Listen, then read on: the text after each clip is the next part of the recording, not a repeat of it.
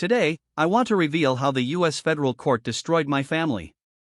This is Andrew Guilford, a judge in the United States Federal Court, and Jennifer Wire, a federal prosecutor at Santa Ana Court in the United States.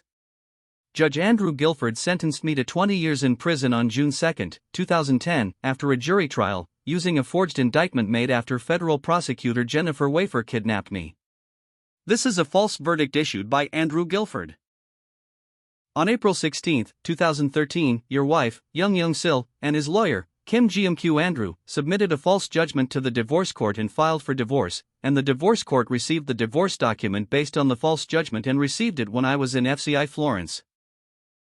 At the time, I was kidnapped by a federal court and illegally imprisoned in a false indictment made by Jennifer Wire, and Judge Andrew Guilford used a false indictment to sentence me to 20 years in prison and issue a false ruling. So the forgery, which was not even registered in the federal court register, was false, but the divorce court cited false rulings by his wife Young Sil and lawyer Kim GMQ, and the divorce was decided in 2015. This is a clear destruction of a home that is unheard of in any country in the world.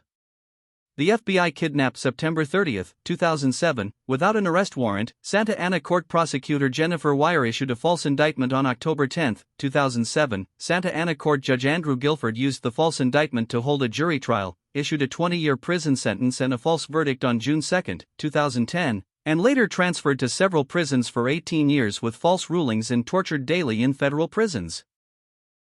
His wife, Young Sil, and his lawyer, Kim GMQ, filed for divorce by submitting a false judgment to the divorce court, and even though they thought the divorce court was a false judgment, they divorced. This is the USA. All of these actions are frauds that U.S. federal courts have conducted to conceal crimes or to really cover up false judgments. There could be hundreds of thousands of people whose lives have been ruined and their families have been destroyed in this way, but they just don't know how they've been beaten. If anyone has ever been prosecuted in a federal court at least once, they must check the federal court register unconditionally, whether they are truly guilty or not. Once again, facial.coms are not on the federal court register.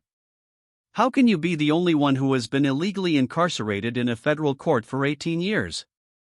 Anyone who has been prosecuted in a federal court should check the federal court register.